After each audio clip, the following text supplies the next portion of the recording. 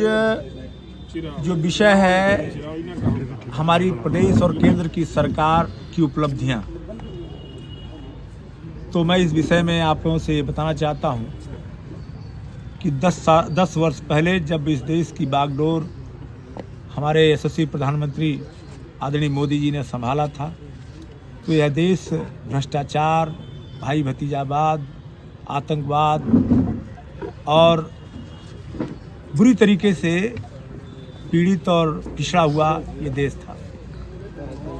अनेक प्रकार के घोटाले होते थे, कभी स्पेक्ट्रम घोटाला, कभी कोयला घोटाला, कभी पेट्रोलियम घोटाला। ऐसे घोटालों में जकड़ा हुआ ये देश और जनता त्राहि त्राहि कर रही थी। तब जा कर के ये परिवर्तन हुआ कि एक गरीब का बेटा देश का प्रधानमंत्री बना और लोगों ने देखा था आदरणीय प्रधानमंत्री जी को, उनके 13-14 सालों के कार्यकाल को गुजरात में लोगों ने देखा था।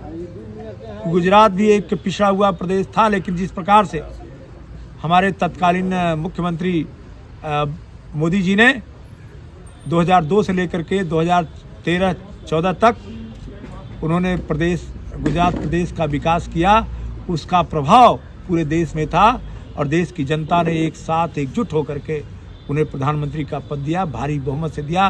पहली बार 2014 में केंद्र की सरकार, गैर कांग्रेसी सरकार बहुमत की बनी थी और उन्होंने जब से ये बागडोर संभाली है तो उनका लक्ष्य था कि हम अपने देश के गरीबों का उत्थान, उनका कल्याण करेंगे और उसी लक्ष्य को लेकर, एक लक्ष्य को लेकर के देश के गरीबों का जाति, धर्म, मत, मजहब, पंथ, इन सब से मुक्त होकर के बिना किसी भेदभाव के देश के गरीबों के कल्याण का काम करेंगे। और इसलिए मोदी जी ने नारा दिया था, सबका साथ सबका विकास। और सबका साथ और सबका विकास का मंत्र उन्होंने जो दिया, देश के शासन प्रशासन और अनेक प्रदेशों में भी ये मंत्र कामयाब हुआ।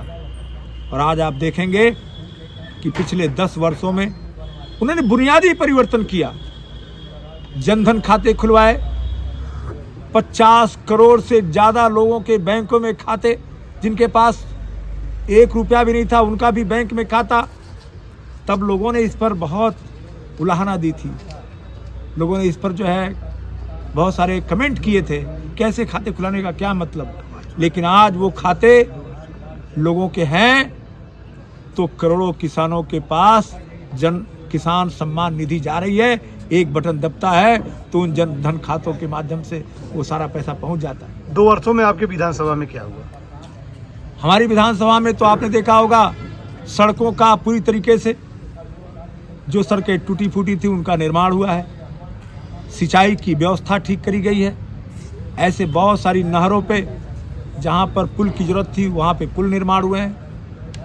आप जिस तरफ भी जाएंगे वहाँ पर चौड़ी सड़कें मिलेंगी। सड़कों का नवीनीकरण, सड़कों का चौड़ीकरण, सड़कों का पुनर्निर्माण अनेक प्रकार से।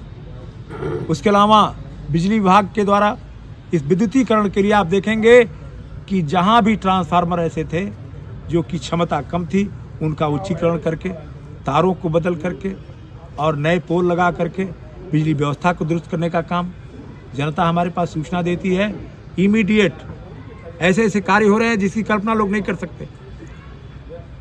सड़कों के साथ साथ बिजली को सुधार करने का काम, नगर पंचायतों में लोगों को आवास देने का काम। अब तक करीबन 18,000 आवास नगर पंचायतों में दिए जा चुके हैं। उसके अलावा ग्रामीण आवास, और मैं मुख्यमंत्री जी को इसके लिए विशेष रूप से धन्यवाद देना चाहूँगा कि जिस समूह के ऊपर, जिस व्यक्ति के ऊपर कभी किसी का ध्यान नहीं था, ऐसे दिव्यांगजनों को भी, जिन दिव्यांगजनों की उपेक्षा होती थी, ऐसे दिव्यांगजनों को उन्होंने मुख्यमंत्री दिव्यांग जन आवास दे करके उन्हें भी अपना घर देने का काम किया है, उन्हें भी संबल देने का काम किया है।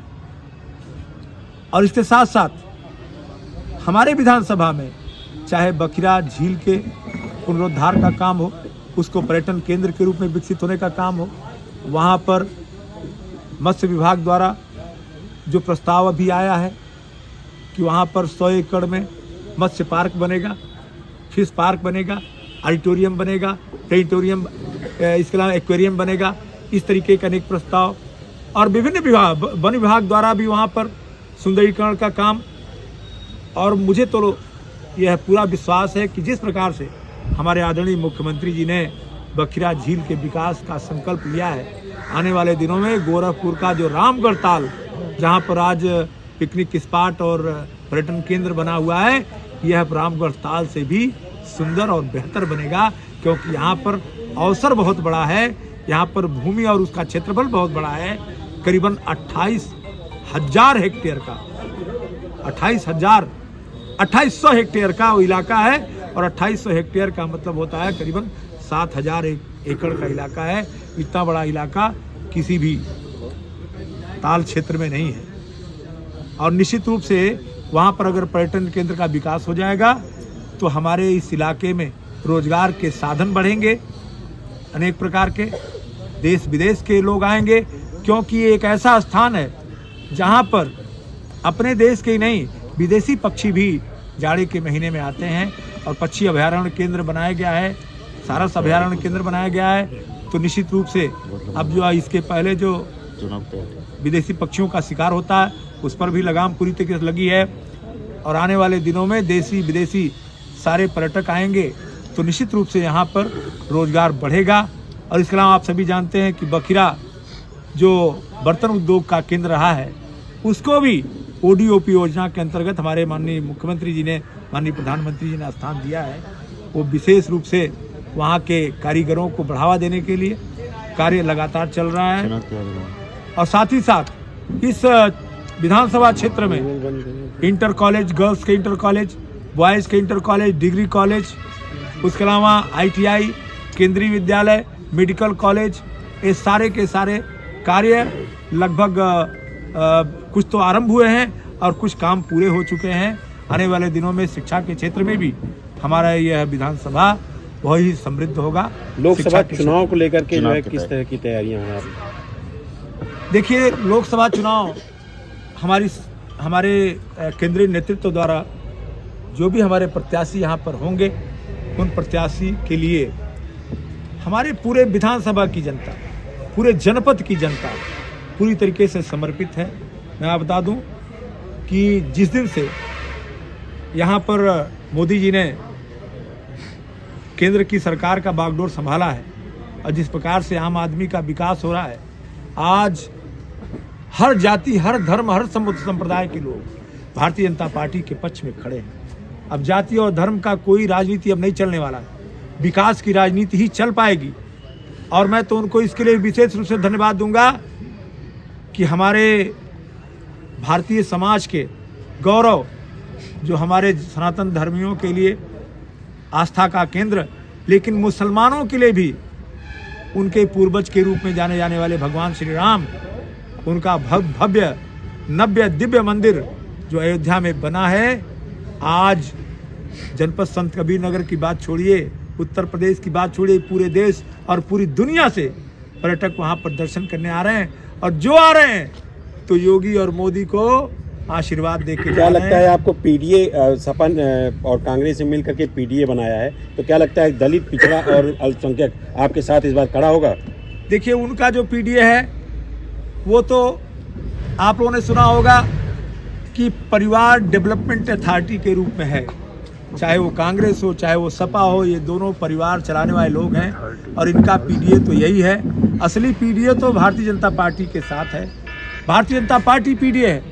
आप बताइए कि अगर भारतीय जनता पार्टी के साथ PDA नहीं होता तो राजभर साहब की, जो ओम प्रकाश राजभर जी हैं, उनकी सुभाष सपा हो, हमारे रालोद के राष्ट्रीय लोक दल के जयंत चौधरी जी की रालोद हो, या फिर आपके राजा भैया हो, या अन्य जितने भी ऐसे दल हैं, हमारी निषाद पार्टी, ये सारे दल, निषाद पार्टी जो है PDA है, रालोद PDA है, सुभाषपा PDA है, और ये सारे PDA जब बीजेपी के साथ हैं तो बाकी कौन सी PDA बच जाती है। करने का काम राष्ट्रीय नेतृत्व का है।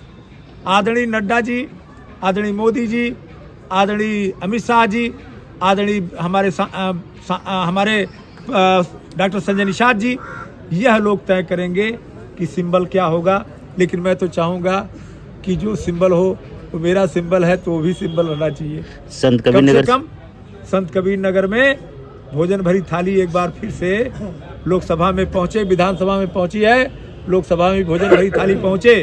लेकिन यह तय करेंगे आदरणीय हमारे राष्ट्रीय अध्यक्ष भारतीय जनता पार्टी, राष्ट्रीय अध्यक्ष निषाद पार्टी, यह तय करने का काम उनका है। और आप सभी जानते हैं कि निषाद जो है वो छोटा भाई है, भाजपा बड़ा भाई है। बड़ा भाई का जो आदेश होगा वो छोटा भाई मानेगा, जो तय होगा वो करेगा। विधायक जी